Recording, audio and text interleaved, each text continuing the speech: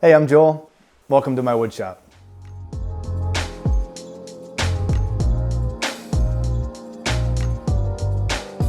So I've only been woodworking for about 3.5 years. It was early on in COVID. I built my daughter a tree house and I had a drill and a chop saw and that was it. And discovered I have a real passion for it. Some of my family members have been carpenters and woodworkers, and so I think I kind of tapped into something I didn't know I was there. And since then I've learned how to make custom furniture, tables, beds, bookshelves, things like that.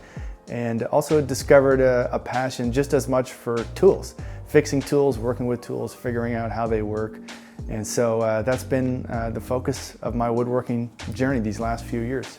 My shop is located in Port Perry, Ontario, which is about an hour outside Toronto, Canada. It's a beautiful area. It's a 2-car garage, about 23 feet by 24 feet. And I only really use about 2/3 of it. It also serves as the entrance to the other tenant in our house, is the entrance to their home. And so it's been a challenge at times to fit all the tools I want into this space, but one thing I learned from my other career is that creativity comes in constraint. The dream is to have a big shop where you can put as many tools as you wanted, and hopefully one day I'll have one of those. But it's been pretty fun to try to maximize this space and come up with organization techniques and little strategies. Getting 3D, I'll show you how I've thought through all the tool placements to kind of maximize the space in here. But yeah, I really love it. Well, I think I've watched pretty much every shop tour video on YouTube, and you probably came here to see some of the tools. So let's go take a look. So this is the center of my shop where the cabinet saw is. I've got a Delta Unisaw, 3 horsepower, American made. It's a great machine. And I've got this sliding table attachment put next to it. I found it to be awesome, really handy. I know some people don't like it. You gotta kind of check it from time to time to make sure it's calibrated. But I'll do all of my cross cuts here at the table saw instead of at the miter saw. I do find it to be more accurate. I find this to be a really great solution for the dust that kind of flies up in your face while you're cutting. We'll get into more dust collection stuff later, but I think I got this from Mike Farrington. Shout out to him. He's got an awesome YouTube channel, social media stuff. Check him out. I got that tip from him and it works really well. Yeah, so even in a relatively small shop, I still think this is a priority. It takes up quite a bit of space. I actually just cut this. It's like that long, but I just cut it to make it a little better for my shop space and still does everything I need it to do. Underneath here, I've got just a cutoff bin. And again, just a little hack for the space. I keep this piece over here that fits right on top. And so if I'm over there doing some staining or something like that, it's kind of like another little workbench. This is another little thing that in a small shop has made a huge difference to me. This little rolling bench, I use it to pull lumber around my shop. I got the design from my uncle who has an industrial wood shop in Newfoundland, just copied it, and it's proved to be a really useful tool. And the nice thing is it fits right in under here. Similarly, I got another rolling cart for organization. So this is where I store all my F-clamps. I got this design from Rob Cosman. If you haven't seen his YouTube channel, you're definitely missing out. And so I customized it for my own use, and it was very important for me that it fit under the sliding table to kind of maximize my space. And so I'll just bring this around with me into the shop, keep everything organized and easily accessible. So on this side of the table saw, this is my outfeed assembly table. And because this is really the only space I have to work with is where I do most of my sanding and most of my work here. I have these little drawers here underneath to keep things like my biscuit joiner, backup sander, jigsaw, some tools for the lathe there. That actually was quite helpful when I put that in to keep track of things I use quite often. And underneath there's just a few tool cases like that. My grinder is under there. I don't use that too often, but I found that to be a good spot for it. And then connected to my table saw island is my jointer. So when wood comes in, usually I'll cross cut it here just to length, bring it over to the jointer, planer, table saw, so everything kind of happens in this area. So this is my jointer, 8-inch king jointer, and it's a good machine. It's 2 horsepower, 220 volt. I would like to upgrade to a 12-inch jointer kind of as soon as possible. That would be one of the higher priority upgrades on my list, and I got it for a good price. It's a good machine. Last thing to mention over in this section of the shop is my brand new orbital sander by Mirka de Rose 5-inch sander. I did buy this one new after my last project, and I absolutely love it. I wanted to make sure I wasn't tripping over the hose and I had good dust extraction. So I built this little perch for it to sit on. The hose goes all the way up there to the fine dust extractor. Decided not to go with the Mirka dust extractor. That's a great machine at a great price. It's very low volume. It's quieter than the orbital sander is. And I don't know if you've looked at the cost of like these hoses that keep the power cord and the hose together. They're like several $100s. So I just found this like a cable wrap, cheap on Amazon, like 20 bucks, and some heat shrink wrap. And I was able to do this for like 40 bucks. So save some pretty good money doing it that way. The nice thing about this setup too is that once you turn on the sander, the dust extractor has the tool outlet function on. So as soon as you turn this on, it turns the dust extractor on. Then there's about a 10-second delay, and then that'll turn off as well. So it works great. So when I was buying this, I looked all over the internet to see if the fine dust hose would attach to the Mirka attachment, and I'm here to tell you it does. I think it's a great combination. I'd highly recommend this tool with that tool. So after the wood goes through the jointer, the next place is the planer. And I've got a big one. This 20-inch planer is really nice for making tables and some larger furniture. Bit of a cool story how I got it. Somebody from my church gave me a 15-inch industrial planer, and with their permission, I sold it and I upgraded to this 20-inch planer. And so I never really would have been able to get that without that person. And so I'm very fortunate to have this big machine. One thing that a lot of people will do in their shop is try to keep as many of the heavy tools on wheels as possible. So I've got these 4 or 5-inch casters on here that hold it up, and it makes the planer up pretty high, but it also gives me some advantages in terms of the stock that I can feed through it. Because of how high it is, I can get stock that goes all the way to the wall. There's clearance here from the dust collector, and that's why it sticks out from the wall, so that I can have tools against the wall and still be able to feed longer boards through here. I'll tell you about this mortiser in a second. Bit of a pain, but sometimes I'll just take this off so I can fit longer boards through there right to the wall. So this is my Powermatic chain mortiser. I found it this summer, a couple hours from my house, and it's one of my favorite tools, if not my favorite tool. It was made in the 1960s, pure cast iron. You see chisel mortisers quite a bit, but chain mortisers are a little more rare. I'll be honest, I'm still scared of it, and I'm still figuring out how to use it. But it's a sweet machine. When I got it, it was pretty dirty. It hadn't been cared for in a while, so I took it apart almost completely, cleaned everything, put these pieces of oak on there, and I've used it a couple of times.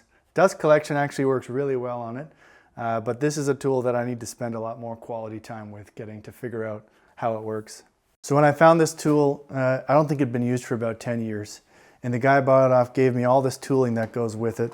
Chains in every size from 1/4 all the way up to 3/4, and all the tooling that goes with it.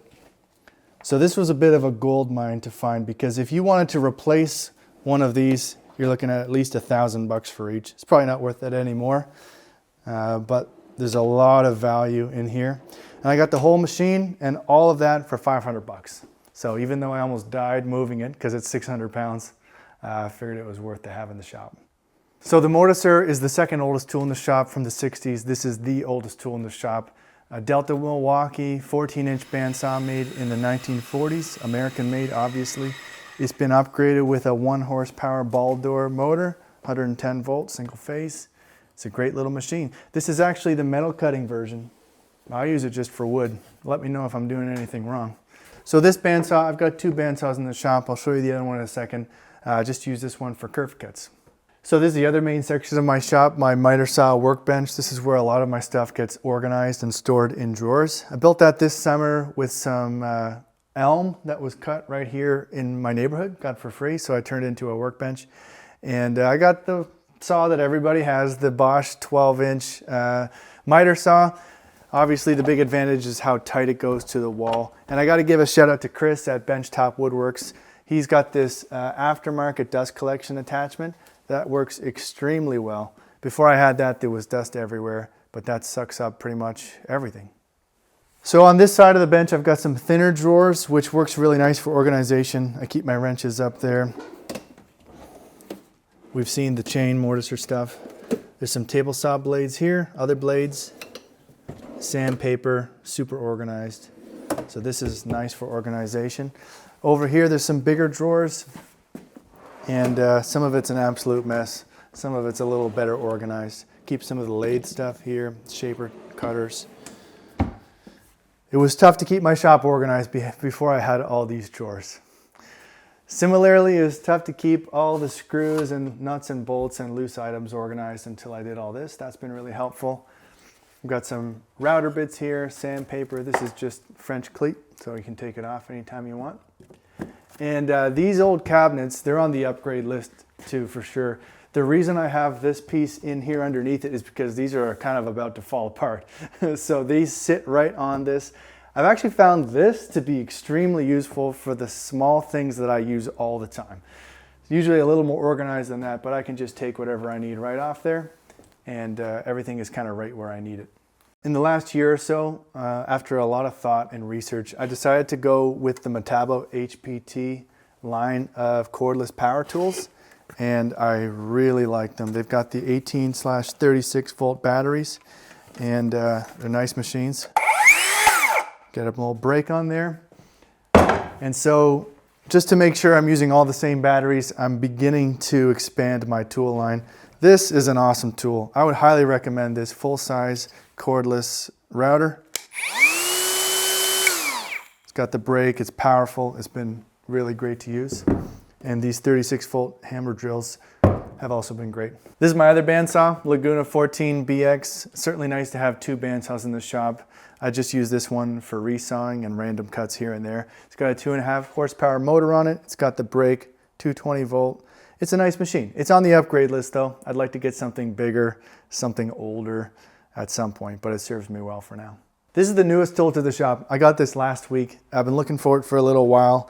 It is Craftex, but it's a powerful machine. It's made about 20 years ago, so it's a pretty quality machine. It's got a 3 horsepower motor. The reason I bought it is because it's got a pretty unique feature, and that is it's got this sliding table. And so you change these tabs a little bit here, and you can put wood in it this way to cut tenons and do some cross cutting. And so it's a pretty useful tool, pretty versatile.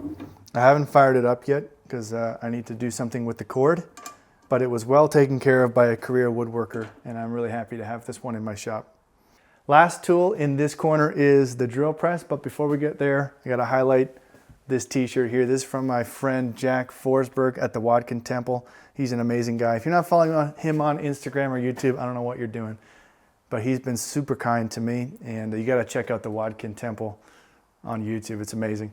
This is a 16.5-inch Delta drill press. Made in Canada. It's a great machine. Got it for a good price. Glad to have it. So the second newest tool to my shop is this lathe, and this is a really special tool to me. I mentioned that my grandfather was a carpenter and a wood turner. This was his lathe. He passed away a couple of years ago, and my dad just delivered this to my shop a month or two ago from Newfoundland. It's a 1.5 horsepower machine, runs on 110 volts, and it's certainly long enough to make spindle legs, which I want to learn how to do. I want to make the spindle legs for my tables with this machine. Last thing I really want to talk about is the dust collection, because I've spent hours and hours updating and changing my dust collection system, but I'm pretty happy with it where it is now. So this is a 3 horsepower machine, so it's pretty powerful for a shop of this size. I upgraded to this canisters on top for better air quality. So basically there's 2 main lines to the dust collector. This shorter one runs over here, and when this gate is open, it goes to the planer, and it's plenty powerful for this 20-inch planer, even if there's 18 or 19-inch boards on here. It sucks everything up. You close this, open this one, and it goes to the mortiser over there. And then this is the main shutoff valve here to go to this line here. So when this line is open, it goes across the ceiling to the jointer and the table saw. And this, I leave this part open all the time. And then there's one that goes to the bottom of the table saw. And so when I want just the table saw, I'll do that. But most of the time, it stays just like that and takes the jointer. The second part of this line goes across over here all the way to the end of the cabinets over there.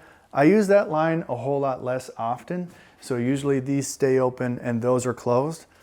But I do leave this open all the time, and even if another gate is open, it still sucks up almost all the dust over here.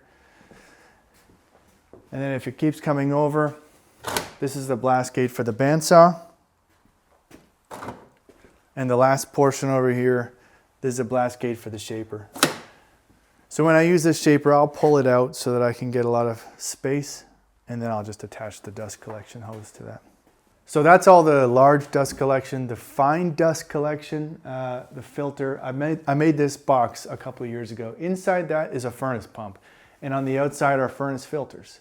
And so I just turned it on and it cycles, it sucks up all the dust particles through the sides and spits out through this side cleaner air. And so when I'm sanding or doing some machine work, I'll turn that on and it helps purify the air in the space. It costs next to nothing. Speaking of the air filtration box, one thing I wanted to mention that has been very important in my shop space is utilizing the ceiling and kind of getting 3D. So I put the dust extractor up on the ceiling, put the air filter up on the ceiling. I've tried to do as much with the ceiling as I can to maximize the space. And speaking of being 3D, there's some other things. You might wonder why the jointer is so high up or why the planer is so high up. Well, having the jointer right here, if you've got a long board, it can go right to this wall and it goes right over the workbench. When I rebuilt this, I had to lower it by like 1.5 inches because when I was ripping on the table saw, it was coming up into the workbench. So just when you're positioning your tools, thinking through even the height differences, I've found really makes a big difference. Even this bandsaw, the fact that it's 3 or 4 inches higher than the workbench and the shaper is lower, yeah, it's in the way a little bit, but you have to live with that in a smaller shop. You can get a long board through here without having to move everything around. I found that to be really useful. In the summer, I'll just open up this door if I have a long piece of wood and I can use the drill press just like that. And everything in the shop, I've tried to think through the height differences to make sure everything we can fit with longer boards. So thanks for watching this video. I really wanted to just kind of get a time capsule of my shop because I just finished my last project, and after this video is done, I'm going to start packing it up. We're moving in a couple of months and hopefully be able to find a bit of a bigger shop. But I hope this video can be an encouragement to you if you don't have a ton of space and you don't have all the nicest, most brand new tools. You can get really creative with used tools and a little bit of space and try to maximize it. I hope you found a few organization techniques that you can use. If you've got more experience with some of these tools than I do, you probably do. I'd love to hear any tips and advice. I really kind of want to keep learning. I've got a lot to learn about woodworking and tools. So please drop a comment down below. You can follow me on Instagram at Williams Wood & Tools. I've got a Facebook page, and I would love for you to like and subscribe because I hope this isn't my last video. I've always wanted to say that. Like and sub. Come back for more later. Thanks for watching.